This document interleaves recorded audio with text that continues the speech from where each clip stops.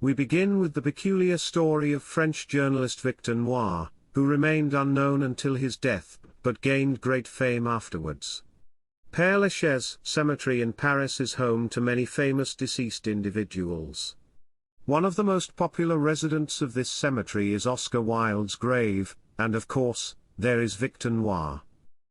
If you ask who Victor Noir is, it is said that he was an ordinary and unremarkable man in the wrong place at the wrong time. No one knew him until his death.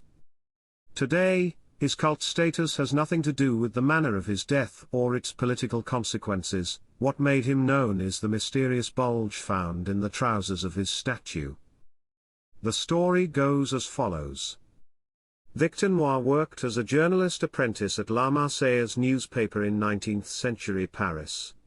The newspaper's owner, Henri Rochefort, and editor, Pascal Grousset, had a disagreement with Prince Pierre Bonaparte, a cousin of Emperor Napoleon III, who was in power.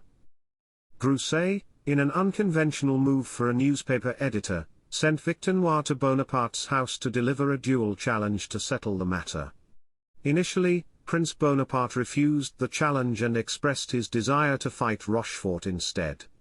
However, during the ensuing argument, Bonaparte drew his pistol and shot Victor, causing his death.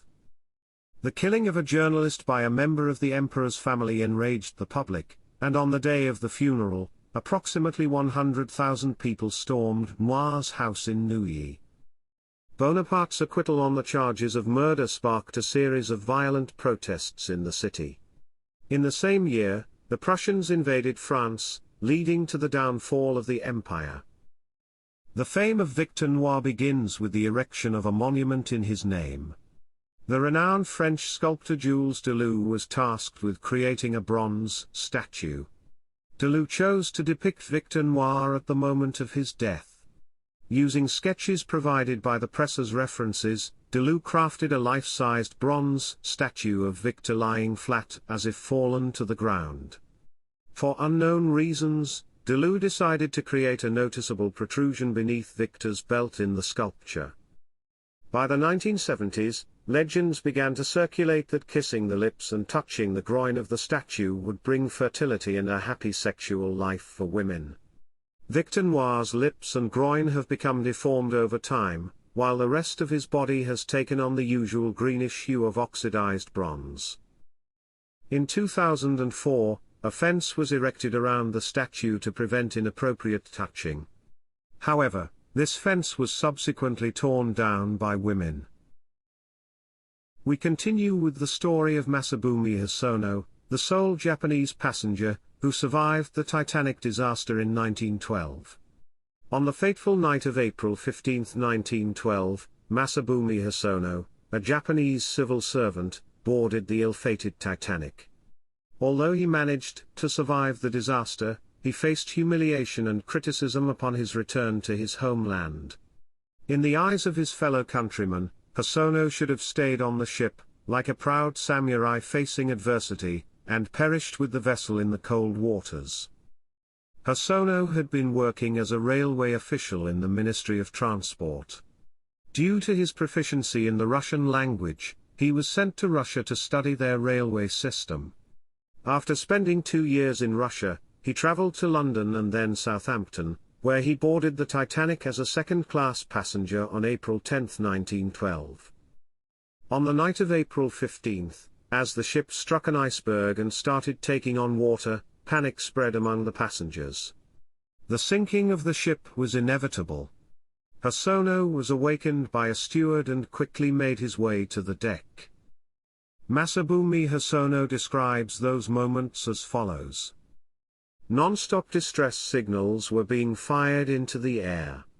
The terrifying blue lights and sounds were absolutely horrifying. I couldn't rid myself of the absolute terror and sense of desolation. At first, Hosono contemplated giving up his life.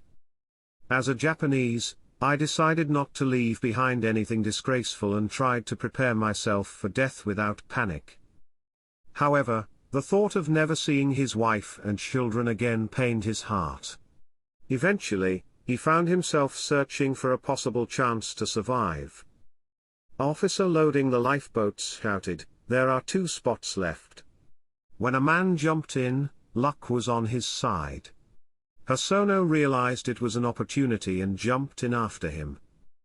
After the ship sank, the horrifying screams and cries of those drowning in the water could be heard. Our lifeboat was filled with sobbing children and women worried about the safety of their husbands and fathers. I was just as depressed and distraught as they were, unsure of what the future held for myself. The next morning, Hosono's lifeboat was rescued by a ship. In the pocket of his jacket, there was a bundle of papers containing Titanic's letterhead, and he began writing a letter in English to his wife. During the ship's journey to New York, he continued to document his experiences in Japanese using the same papers.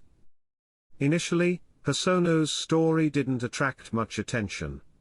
Hundreds of people had survived the sinking of the Titanic, and undoubtedly, each had a sad story to tell. However, a newspaper in New York published his story as the lucky Japanese boy. But when he returned to Tokyo, he witnessed hostile treatment from the public. Sacrifice, courage, and selflessness are essential aspects of Japanese culture. The country's history is filled with stories of samurais who chose to sacrifice themselves through seppuku rather than falling into the hands of enemies. During World War II, hundreds of pilots carried out kamikaze attacks, crashing their planes into Allied targets. The Japanese society expected more from Hosono. The Japanese press and government reacted swiftly, firing him from his job, but later rehiring him on a contractual basis. Hosono faced attacks from his Japanese acquaintances and tried to live a modest life. He passed away in 1939 at the age of 68. Hosono's story became a source of shame for his family over the years. When James Cameron's film was released in 1997, his story reached a wider audience. Haruomi Hosono, the grandson of Masabumi Hosono and a prominent member of the Yellow Magic Orchestra group, stated that the increased awareness of the true story was extremely relieving, and that the honor of the Hosono family has been restored. The practice of sati, which refers to the self-immolation of a widow on her husband's funeral pyre, continues to be one of the most controversial and emotionally charged subjects in South Asian culture. While some view it as a sacred funeral ritual, others see it as a barbaric act of violence against women. Despite being banned multiple times over the centuries, the practice has never completely disappeared. However, it is important to understand something before condemning it. The execution of widows. Sati has several different forms.